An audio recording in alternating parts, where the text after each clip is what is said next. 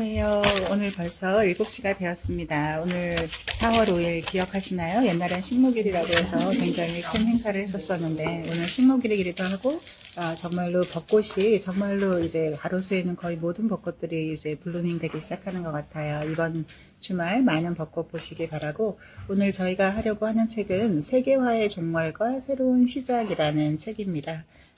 이 책의 오리지널 원제는 그 아웃사이더 박스라는 뜻이세요. 이 책의 저자가 마크 레빈슨이라시는 분인데 경제학자 겸 그 역사학자이시고요.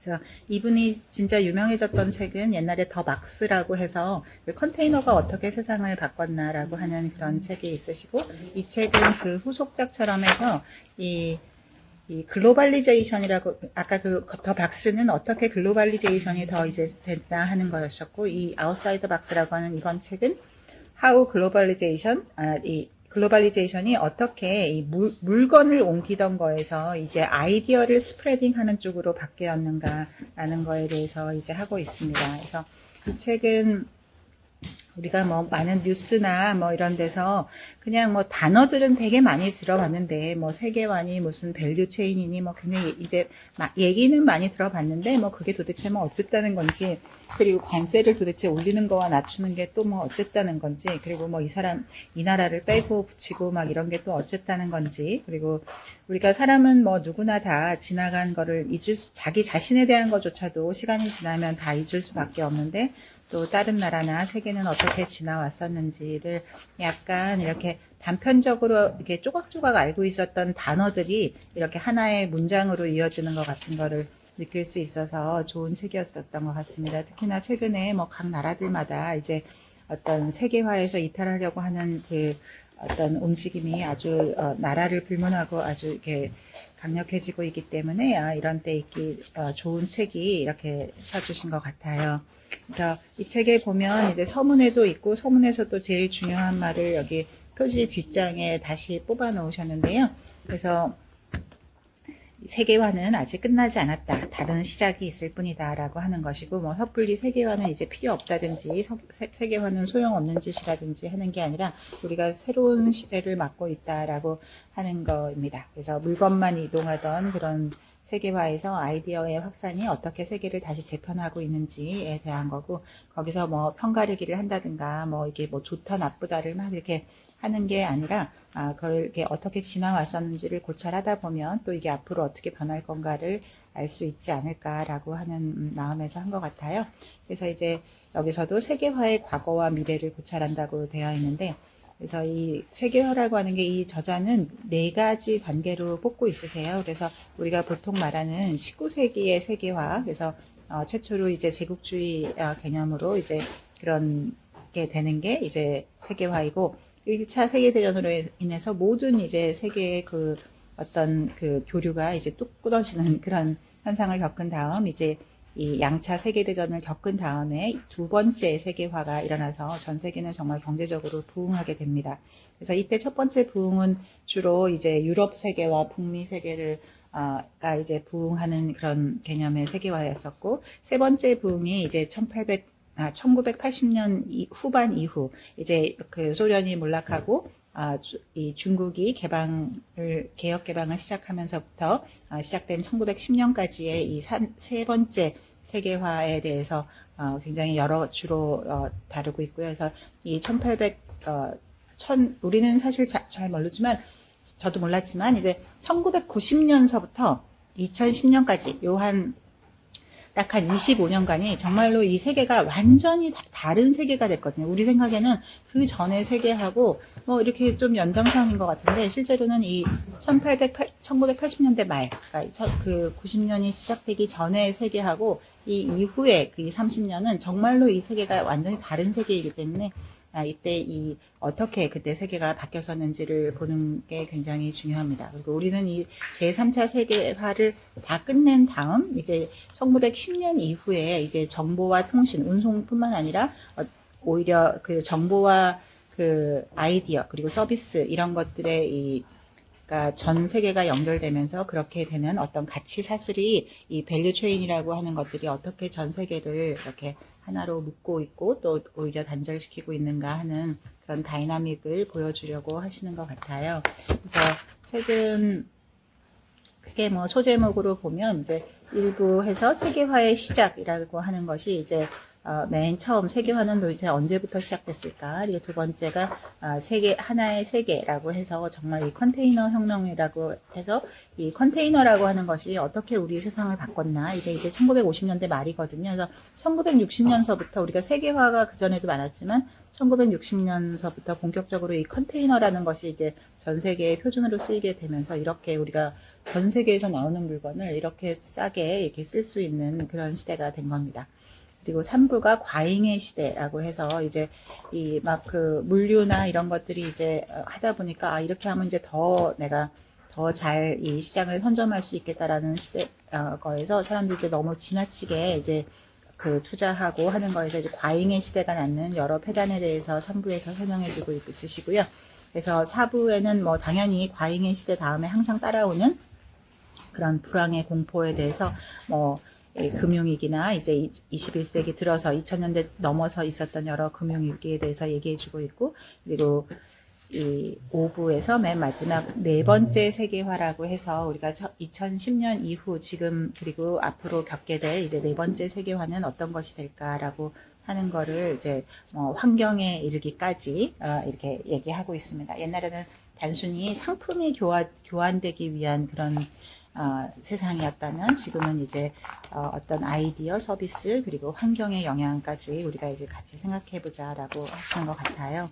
그래서 그 1부에서 그 세계화의 시작도 맨 처음에 되게 재밌게 시작합니다. 그래서 이제 세계 최대의 그 상선이 어떻게 만들어지는지, 그리고 그렇게 멋있게 그 2006년에 만들어진 엠마 머스크호가 나중에 어떤 운명을 겪게 되는지 저 책 뒤에 나오니까 끝까지 읽으시면 좋습니다. 그리고 책을 이게 뭐 비소설이기 때문에 처음부터 끝까지 읽으실 필요 없으세요. 이게 소설은 중간에 어떤 스토리가 중간에 있을지 몰라서 소설은 이게 다 읽어야 된다는 부담감이 있지만 이렇게 비소설을 읽으실 때는 그냥 해당 제목, 소제목이나 아니면 뭐 대제목 같은 거 이렇게 보시고 거기만 이렇게 읽다 보시면 이렇게 그 재미가 있고 이렇게 하지 않을까 싶습니다. 그래서 우리가 보통 이 세계화라고 하는 거는 실제로 이제 그 옛날 정말 그 3000년 전에도 이 인도와 이 그 아라비아 로마 간에 그 무역이 많이 있었다는 거, 그리고 그 이전에도 다 이렇게 무역이 있어서 페니키아 그런 상인들이 세상의 문명을 처음 만들기 시작했다는 것들이 일어나게 되고요. 그리고 우리가 보통 서부 그러면 우리가 보통 지금 약간 한 40대 플러스 마이너스가 생각하는 어떤 유럽의 이미지하고 지금의 우리나라의 10대 20대가 생각하는 유럽의 이미지는 굉장히 틀린 것 같아요. 그러니까 우리는 어찌 보면 좀 더 못 사는 나라에서 태어나서 좀 더 잘 사는 유럽, 좀 더 선진화된 유럽이라는 생각을 가지고 있었다면, 뭐, 감히 제 생각이지만 지금의 10대 아이들은 오히려, 유럽이 기울어지는 모습이 이제 확연히 나타나게 되면서, 유럽 뭐, 우리가 더 잘 사나? 이런 것들이 그 아이들의 모습에서 오히려 본능적으로 느껴지는 그런 게 있을 만큼 세상이 굉장히 바뀌고 있다는 것이 느껴집니다. 하지만 그걸 그렇게, 아이들의 눈에서 보는 거에서 굉장히 위험한 것은 이 역사가 어떻게 변했었는지, 그리고 그 유럽이 지금의 모습만 볼 것이 아니라 그 유럽의 정말 좋았던 면, 나빴던 면 이런 것들을 다 아는 상태에서 지금을 파악하는 게 정말로 중요하다고 생각합니다. 그래서 지금만 보지 말고 그 전이 어땠었는지 그걸 알아야 반드시 앞으로 어떻게 될 것인가를 알지 않을까 싶습니다. 그래서 세계화라고 하는 거는 이제 경제학자들이 이렇게 하면은 전 세계가 다 좋아질 거야 라고 이렇게 믿어 의심치 않았었고, 실제로 많은 부분에 전 세계를 많이 좋게 했었는데, 최근에는 거기에 대한 이제 부작용도 많이 나타나면서, 또 최근에 세계적으로 이제 도널드 트럼프 미국 대통령을 비롯해서 많은 유럽의 국가들도 이제 탈세계화를 선언하면서 우리나라가 이제 다시 잘 살아야겠어. 이렇게 외국 뭐 무조건 오픈하는 게 꼭 좋은 것만은 아니야 라고 하는 것이 최근에 도대체 왜 저렇게들 말하는 거지? 하는 그런 거를 알게 되면 좋을 것 같아요. 그리고 여기서 제일 우리가 약간 관심 있게 보는 거는 이제 3차 세계화라고 해서 이 양차 세계대전이 끝나고, 그리고, 그, 1980년대까지의 어떤 그런 물량이 전 세계를 돌던 거에 이어서 1980년대 후반, 쉽게 생각해서 약간 1990년대에서부터 그냥 이 2020년 정도까지 요 한 30년 동안 세상이 어떻게 바뀌었는지 그 3차 세계화에 대해서 얘기한다고 생각하시면 좋을 것 같아요. 그래서 옛날에 이렇게 옛날에 사람들이 이제 상품만 교환했다고 생각하지만 그거보다 훨씬 더 오래된 뭐 2000년도 넘는 옛날서부터 이 상품과 함께 노예도 같이 이제 그 왔다 갔다 했다는 거. 그래서 노예도 갔었고 또 사상, 기독교 사상이라고 하는 이런 것도 같이 전파됐었다 하는 거를 볼 수 있고 그때 어떤 교역의 중심지가 전 세계 역사의 세계사에서 가장 중요한 역사의 그런 중심지가 됐었다라고 하는 거입니다. 그래서 그거를 쭉 넘어선다고 하더라도 이제 한 11세기서부터 이제 기원 후 1000년서부터 이제 1800년대까지 또 유럽의 길드에 의해서 생기고 또 화폐 경제가 생기고 이런 것들을 이제 말해주고 있으세요.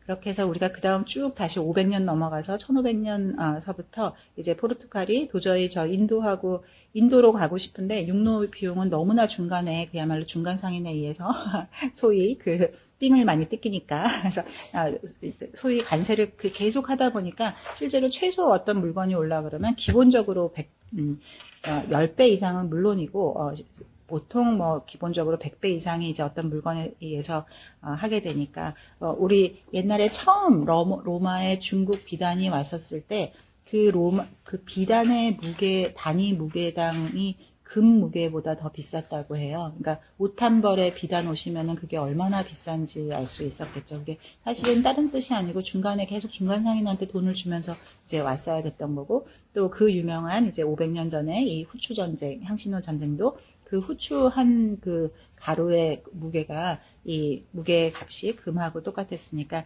중간 상인이라는 것이 얼마나 그동안 인류에게 큰 난제였었는지 했던 건데 이제 해상 교통을 통해서 이제 그런 것들이 해결되는 그런 드디어 500년 전부터 시작한 해상 무역이 시작하게 됩니다. 그렇게 해서 첫 번째 세계화가 이렇게 그 옛날서부터 시작했고 제일 이제 제1부에서 2장에서 말하고 있는 첫 번째 세계화라고 하는 것이 이제 1600년대 말서부터 1700년대, 1800년대, 요 한 200년 동안 어떻게 그 무역이 사람들을 이 가격을 안정시키고 이런 것들을 이렇게 하고 있고 이때 그 경제학자 데이비드 리카도의 얘기가 나오고 있고 이때 사람들의 삶이 어땠었는지를 찰스 디킨스의 소설을 보면 잘 알 수 있다. 이런 것도 재밌게 보여주고 있으세요. 이렇게 하고 증기선이라고 하는 게 어떻게 인류의 역사를 바꿨는지 하는 것들을 보여주고 있고요. 그래서 이렇게 해서 세계 1차 게 되면 사람들이 계속 우리는 항상 뭐가 이게 막 발전하고 있으면 이게 뭐 가게 경제든 어떤 나라의 경제든 어떤 회사의 경제든 아니면 뭐 그냥 이게 조그만 자영업 내가 하는 가게든 이렇게 이게 잘 될 것 같은데 잘 되면 잘 될 것 같지만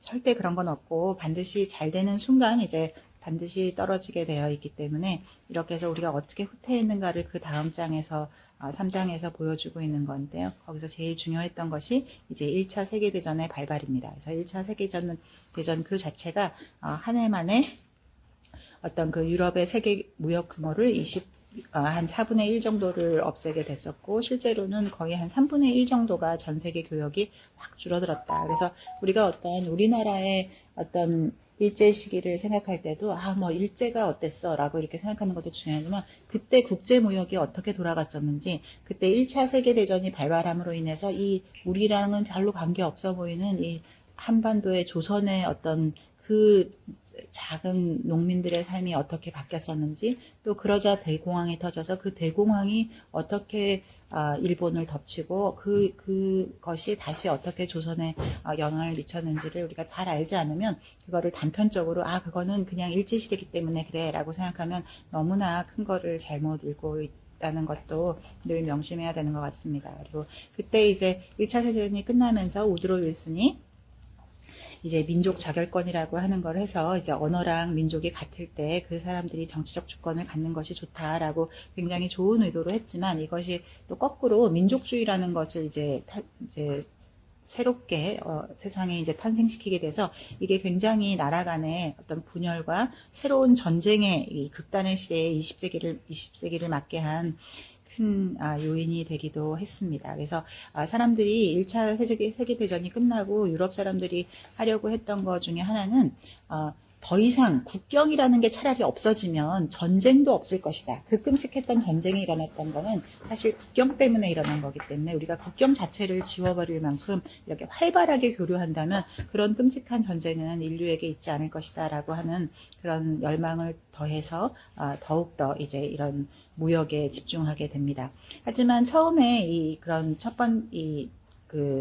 두 번째 그리고 나서 이제 2차 대전이 끝나고 나서 이제 세계가 두 번째 세계화에 있을 때 여기서 중요한 거는 이때까지만 해도 대부분의 이런 세계화는 유럽과 북미를 중심으로만 됐다는 거예요. 그래서 대부분 그때까지만 해도 아시아나 아프리카는 굉장히 낙후된 곳이었기 때문에 무역 자체량 자체가 없었고 심지어는 태평양을 건너는 무역 자체가 없었던 겁니다. 왜냐하면 태평양을 건너봐야 일본 하나밖에 없기 때문에 굳이 일본 하나랑 교역하려고 태평양을 건너는 그런 비용을 부담할 필요가 없었을 정도로 이 두 번째 2차 대전이 끝난 후서부터 1980년대 후반까지 그 2차 세계화는 주로 이제 서구권을 중심으로 일어났었다라고 하는 거에 대해서 또 잘 설명해주고 있으세요. 그리고 이러면서 이제 관세라고 하는 게 그때서부터 어떻게 중요했는지 하는 것이고, 그 다음에 이때 이제 2차 대전이 끝나고 나서 마샬 플랜이라고 하는 것이 4년 동안 유럽 국가들을 원조하게 되고, 하지만 이때 이 마샬 플랜, 지난번에 우리 전후 유럽 그 책할 때도 이제 많이 배웠지만 마샬 플랜이 실제로 17개 국가가 다 여기에 참여하게 되게 되는 거고요. 이때 조건이 하나 있었는데, 정부가 가격을 통제하지 말고 경제 주도권을 민간 부분이 주도하도록 장려하겠다고 약속을 해야만 이 마샬 플랜을 받을 수가 있었습니다. 그래서 이때서부터 이제 국가가 중앙 집권해서 이렇게 하는 것보다 시장 경제가 돌아가도록 하는 것이 가장 중요하다. 그래서 여기 프랑스 외무장관이 한 말, 전쟁을 생각할 수 없을 뿐만 아니라 물질적으로 불가능하게 만드는 것이 이 국가를 가깝게 묶는 일이 굉장히 중요하다라고 하는 그런 말을 보여주고 있습니다. 그렇게 해서 사람들이 실질적으로 그러면 어떻게 할 건데? 라고 해서 이제 가트라고 하는 전 세계 이제 그런 조직이 일어나게 되고, 그래서 무역을 어떻게 할 건가라고 해서 결국 이것이 이탈리아인들이나 유럽인들이 기적의 시대라고 하는 이 전후 경제적 부흥을 일으키게 됩니다. 그래서 정말 1950년서부터 20년 동안 유럽에 있었던 그 경제적 부흥은 뭐 말할 수 없이 인류를 이제 번영의 시대로 가게 합니다.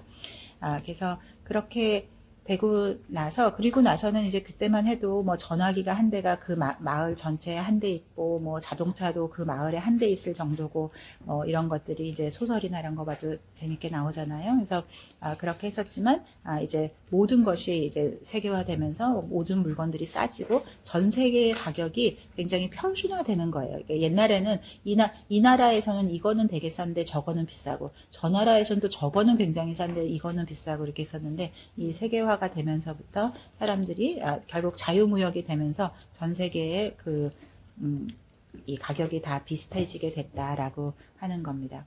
그리고 여기서 이제 또 한 번의 이제 변혁의 시기를 맞게 되는데, 1960년대 말까지만 해도 전 세계가 얼마나 혼란스러웠냐면, 일단 가난한 나라와 부자 나라로 딱 나눠져 있었고, 실제 대부분의 지금 우리가 알고 있는 대부분의 나라들은 뭐 어마어마하게 가난했었습니다. 그래서 뭐 베트남, 라오스, 인도, 파키스탄 말 것도 없고, 중국, 그리고 아프리카의 모든 나라들이 정말 이게 북쪽과 남쪽으로 나눠서, 이게 북쪽의 서유럽권, 그리고 남쪽에 이 못 사는 나라들, 이렇게 해서 전 세계가 그렇게 제3세계라는 이름으로 해서 나눠져 있었던 것을 볼 수가 있습니다. 드디어 5장에서 이제 컨테이너 혁명을 하게 되면, 정말 이 컨테이너라는 것이 지금 생각해보면 아무것도 아닌데, 세상의 모든 일이 그렇지만, 대놓고 보면, 이 쉬운 거를 왜 생각 못했나 하지만, 어찌 보면 우리 여행용 가방에 이 바퀴가 붙은 게 1970년대에서부터거든요. 불과 몇십 년 안 됐습니다. 근데 우리 인류가 그렇게 여행을 하게 된 지 너무나 오래됐고, 유럽의 그런 제국주의자들이나 이런 많은 사람들이 그렇게 여행을 할 때도 그 어마어마한 트렁크를 다 이 하인에 의해서 손수레로 다 끌었거든요. 근데 왜 그 오랜 세월 그 바퀴 달 생각을 못했을까? 이제 그런 것처럼 이 컨테이너도 옛날에는 이제 꼭 이 컨테이너가 처음부터 생각을 못한 게 아니라 세상 모든 일이 그렇듯이 다 생각을 하고 컨테이너가 처음에 쓰였었는데 이게 이익에 반하는 거예요. 우리가 보통 무역을 할 때는 거기서 제일 비싼 물건의 어떤 구람수에 따라서 관세나 이런 그 통행료가 이제 매겨져야 되는데 컨테이너로 다 박스를 하다 보면 도대체 이게 비싼 물건을 옮기는 한 컨테이너 값의 관세랑 이게 싼 물건에 무게만 무거운 거를 같이 하면 안 되잖아요. 그래서 그것 때문에 컨테이너라고 하는 게 계속 안 되고 일일이 수작업으로 이제 그 항구에서 선적을 하고 다시 또 내려서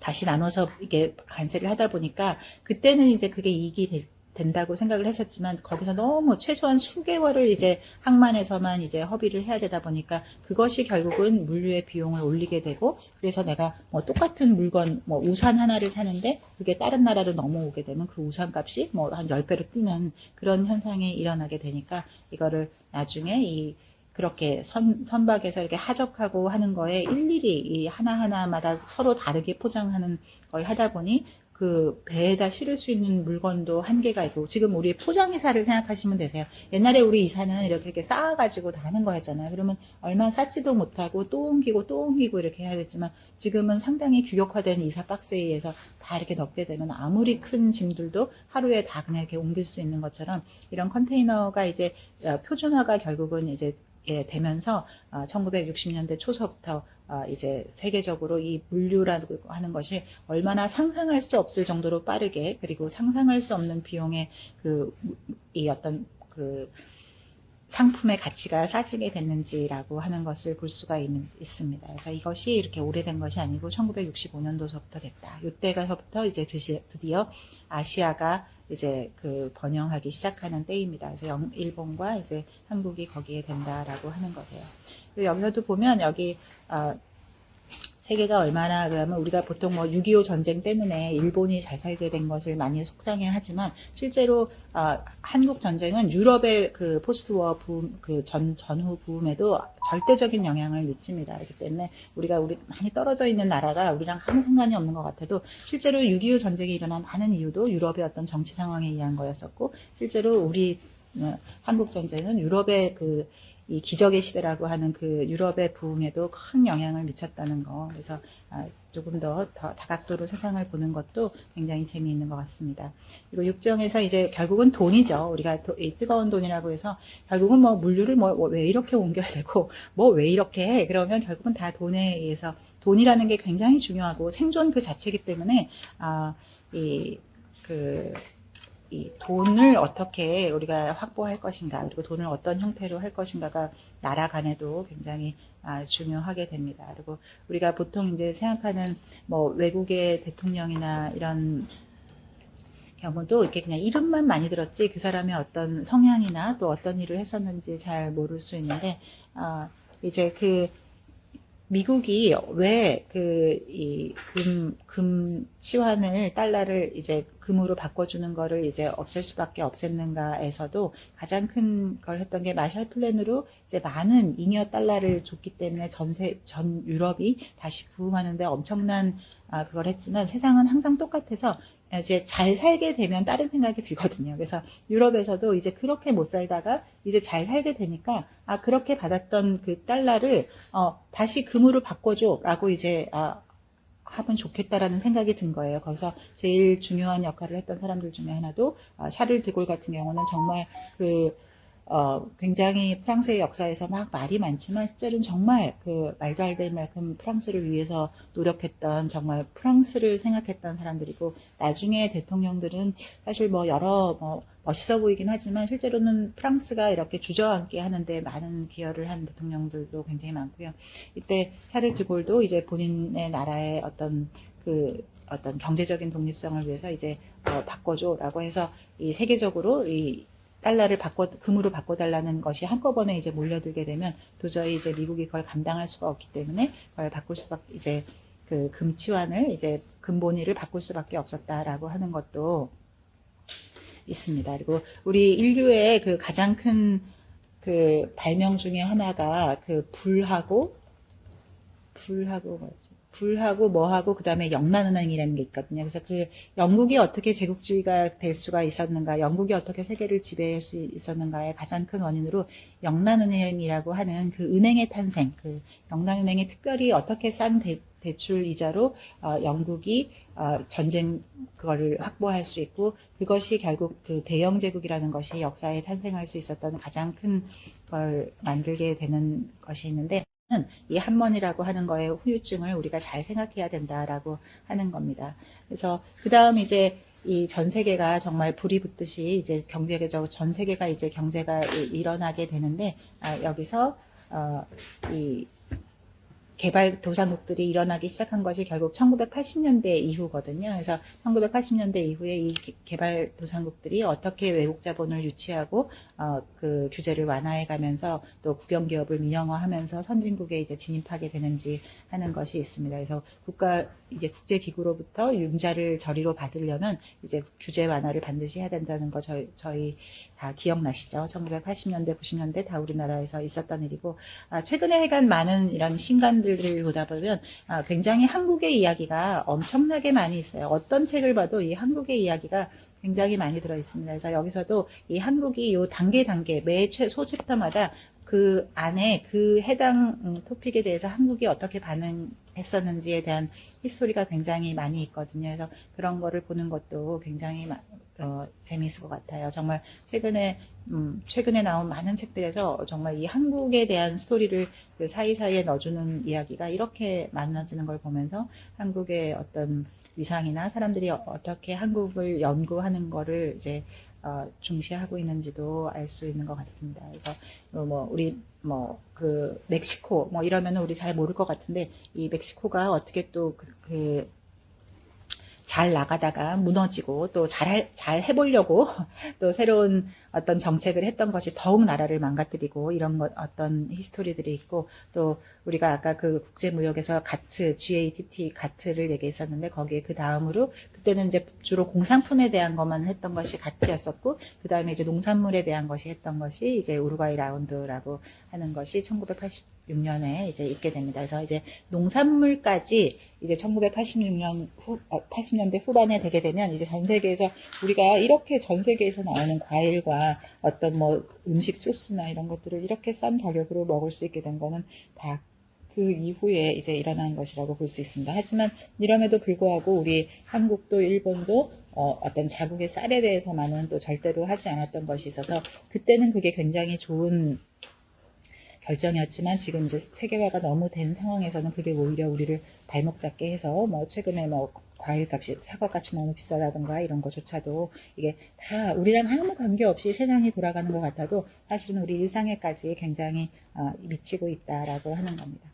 그리고 치과 의사 선단 같은 거는 실제로 이제 사람들이 어떤 그 투자 목적으로 이제 우리가 보통은 해운업 이런 거 우리랑 아무 상관없을 것 같은데, 이제 이 경제가 이제 상당히 부흥한 서구 유럽에서 어떤 투자의 목적으로 이 배에다가 펀딩을 하는 것이 굉장히 유행을 하게 됐었고, 그렇게 해서 어떤 전문직을 가진 사람들이 선박을 많이 했는데, 그 중에 굉장히 유명했던 게 이제 치과의사 선단이다라고 하는 건데, 이것도 사실 알고 보면 굉장히 너무 붐일 때 일어났기 때문에 결국 그 끝은 별로 안 좋았겠죠. 너무 이게 과열돼 있을 때 이렇게 했으니까. 그리고 여기서 굉장히 중요한 것 중에 하나를 보조금이라는 거에 인류가 그 전까지 생각하지 못했던 거에 대한 거를 하게 됩니다. 그래서 우리가 정부가 보조금을 줘서 어떤 어떤 산업을 일으킨다고 하는 거에 장점과 단점이 있는데, 여기서도 보면 우리 그때 아시아의 힘 할 때도 이제 봤었고, 이 책에서도 그 아시아의 힘 이야기도 나오는데, 우리가 보통 그 전까지 브레튼우즈 체제에서는 모두가 전 세계가 자유무역을 하는 것이 세계를 풍요롭게 할 거다라고 했었지만, 그때 아시아의 힘에서 보면 우리나라만이 되게 특이하게 우리가 유치 산업, 인판트, 유아기 상태의 그런 인더스트리 상태에 있을 때는, 유치 산업 상태에 있을 때는 그렇게 자유무역을 했다가는 완전히 더 잘 사는 나라에 그냥 먹이가 될 뿐이고, 그때는 세계로부터 문을 닫고 자국을 보호해야 된다. 왜냐면 우리가 유아기밖에 안 되기 때문에 라고 해서 그거를 굉장히 세계적인 압박에도 끝까지 이렇게 잘 버티면서 했던 것이 있는데, 그것도 맨 처음 그 전에 다른 경제학자가 그 말을 한 논문을 여기서 소개하면서, 그렇지만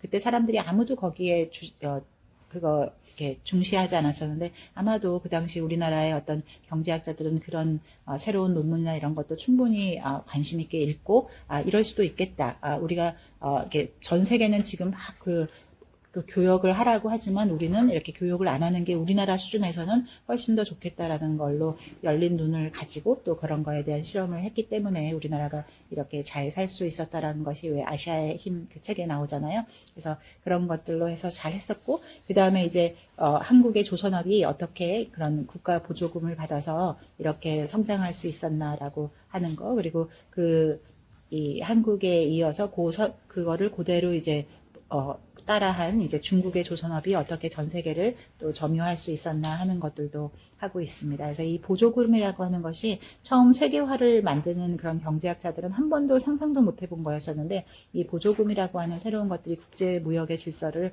어떻게 바꾸었나 하는 거를 이제 볼 수 있습니다. 그래서 이제는 그런 또 선박에서 끝나는 게 아니라 이런 우주항공 프로젝트나 이런 군사 어떤 그 산업을 일으키는 데 있어서도 이 강력한 보조금을 이제 나라들에서 엄청난 비용으로 하고 있기 때문에, 이렇게 되면 실제로 정상적인 어떤 자유시장 이런 게 될 수가 없다라고 하는 거라서, 보조금에 대해서 어떻게 전 세계가 또 반응해야 될 건지에 대해서 얘기하고 있습니다. 그래서 여기서도 정말 뭐 매 소제목마다 한국 이야기가 정말로 많이 나와 있어요. 그래서 한국에 대한 거를 아는 것도 굉장히 재미있을 것 같습니다.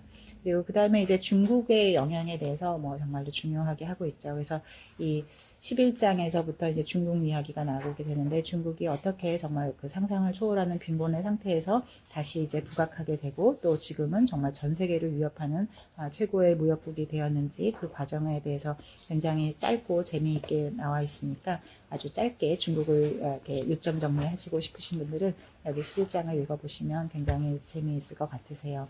그리고 이제 그 가격에 대한 것도, 우리가 보통 세계화의 제일 큰 그것이 이제 어떻게 하면 내가 이제 공급의 어떤 체인, 서플라이 체인이라고 하는 공급 사슬을 내가 잘 점유해서 내가 어떤 규모의 전쟁으로 이 가격을 통제하면 내가 점유권을 더 높일 수가 있고, 그러면 내가 할 수 있다고 하는 건데, 여기서 이제 더 이상 이제 어떤 가격 경쟁이나 물량의 어떤 규모의 경제에서 넘어가서 이제 가치 사슬이라고 하는 밸류 체인, 이제 그 어떤 전문화가 일어나기 시작한다는 거에 대해서 얘기하고 있으세요. 그래서 국제적으로 이제 더 이상 그러니까 물건은 그렇게 중요해지지 않고, 실제로 이제 어떤 서비스나 아이디어나 기술이나 이런 것들이 훨씬 더 중요하다. 그리고 여기서도 나중에 보면 우리 사람들이 이제 더 이상 이제 우리가 다 전 세계가 결국은 다 불황을 넘어선 거거든요. 이제 맨 처음에 유럽이 전후에 넘어섰고, 그 다음에 아시아가 1990년대 이후에 1980년대, 90년대 이후에 넘어섰고, 이제 아프리카까지 사실은 거의 넘어섰기 때문에 사람들이 이제 더 이상 물건을 잘 사지 않는다는 거죠. 그래서 그게 무슨 물건이건 간에 물건 자체를 이제 더 사지 않는다는 거예요. 그게 단순히 불황의 문제가 아니라 사람들은 이제 물건에 돈을 쓰지 않고 그냥 경험이나 이런 것들에 훨씬 더 돈을 많이 쓰기 때문에 이제 어떤 돈을 버는 어떤 사업에 이런 것도 생각을 바꿔나가야 한다. 그전에는 제조업이라고 하는 것이 어떤 나라의 부를 결정하고 그런 거에 굉장히 중요했다면, 이제는 어떤 IT나 테크놀로지나 뭐 어떤 서비스, 어떤 그런 기술력이 훨씬 더 중요한 시대가 왔다. 하물며 이 책 이후에 이제 AI까지 하게 되면 더더욱 그렇게 될 테니까, 이제 어떤 화물의 시대에서 아이디어의 시대로 바뀌고 있다라고 하는 겁니다. 그리고 이때까지 이제 막 생각했던 그런 위험 요소들에서 아까 보조금처럼 우리가 생각하지 못했던 많은 그런 위험 요소들이 나타나고 있다라고 하는 거고, 글로벌 금융 위기 같은 것도 보면 옛날 같으면 어떤 한 나라의 어떤 그 1920년대조차도 사실 그 미국의 경제 대공황이 전 세계를 어떻게 휘덮었는지, 그것이 일본까지 어떻게 일본 경제를 망가뜨리고 그렇게 해서 우리 한반도까지 어떤 영향을 받았었는지, 우리는 그걸 막연히 그냥 일제가 그렇게 했어 라고 이렇게 생각하지만 그게 세계 대공황의 불가피한 영향이었다는 그런 것도 이렇게 알아야 하듯이, 지금은 더더욱 이 세계 공황이 2000년대 초반에 있었던 이제 그 경제 침체하고 또 2008년에 있었던 그 금융 위기에 대해서도 아주 짧게 정말 핵심 정리처럼 너무나 잘 되어 있습니다. 그래서 요 한 장만 읽어보셔도 세계의 그때 금융 위기가 왜 그렇게 됐었구나 하는 거를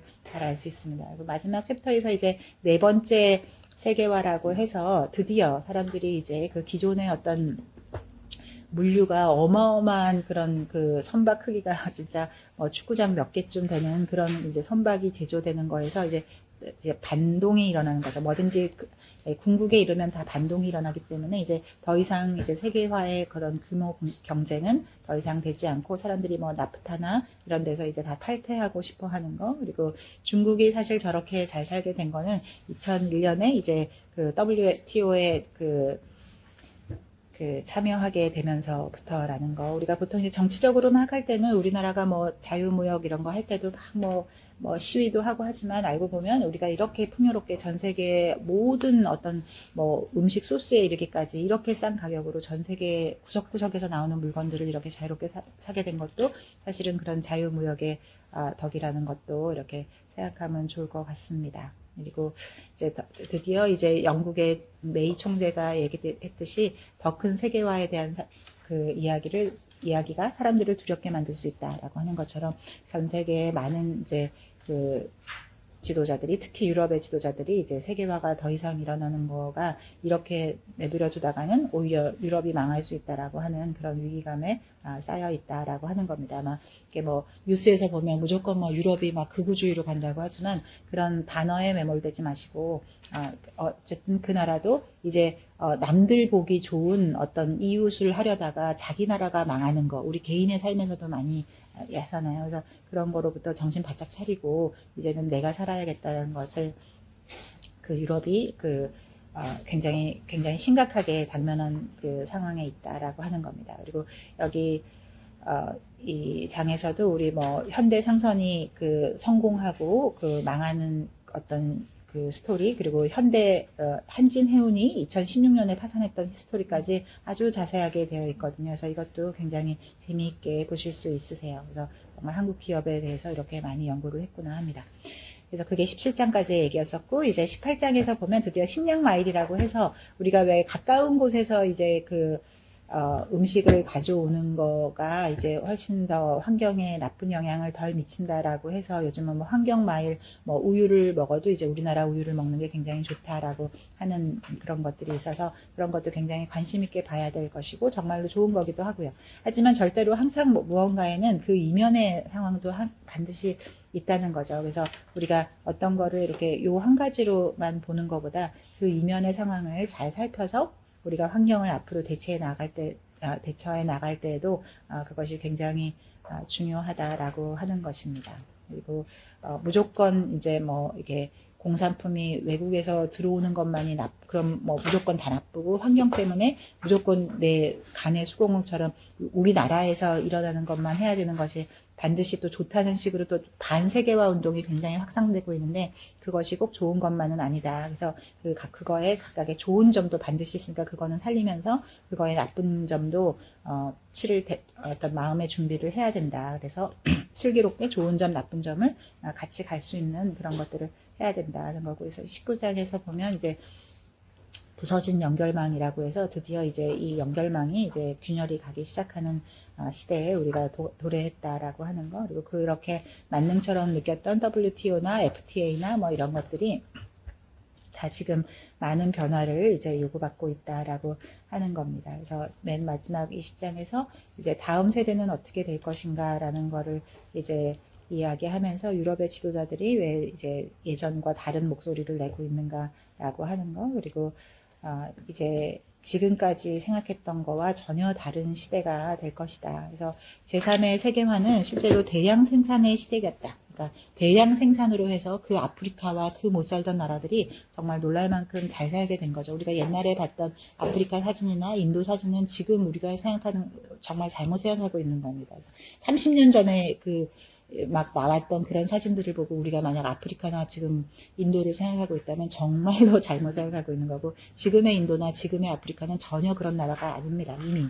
그리고 앞으로 더욱더 그렇게 될 것이고, 그래서 그것이 다 이 세 번째 세계화였던 대량 생산의 덕분이었다라고 하는 것이고, 하지만 이제 이런 대량 생산의 덕분이 이제 아이디어로 바뀌게 될 거다. 내가 스마트폰 하나를 만들기 위해서도 스마트폰 가격이 예를 들어 뭐 200달러라고 하면 그 중에 상당 부분은, 대부분은 결국은 아이디어 값으로 이제 미국에 가게 되고, 하지만 우리가 어떤 뭐 인공호흡기 하나를 만들려면 14개 국가의 제품들이 다 맞춰져야 되는 거고, 우리 지난번에 그 관동 일본에 대지진 일어났을 때 그 쓰나미로 인해서 이 원자력 발전소가 멈췄을 때 거기에 페인트 회사가 망하는 바람에 전 세계의 모든 기업이 어떻게 그 후쿠시마의 페인트 공장이 하나 마비된 거로 인해서 전 세계의 기업이 얼마나 비싼 기업 대가를 치르고 얼마나 오랫동안 모든 분야의 산업이 멈췄었는지, 우리 생각하는 것보다 뭐 그 도시 어떻게 됐어 라고 하는 그런 하나,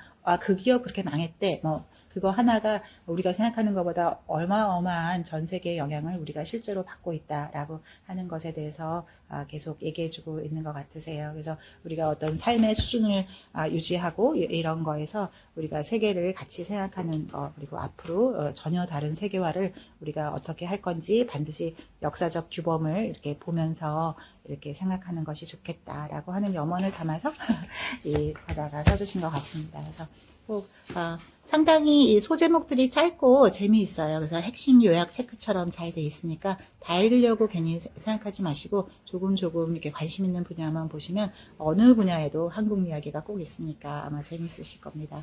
그러면 오늘 눈부신 봄 많이 만끽하시고 다음 주에 뵙겠습니다. 감사합니다.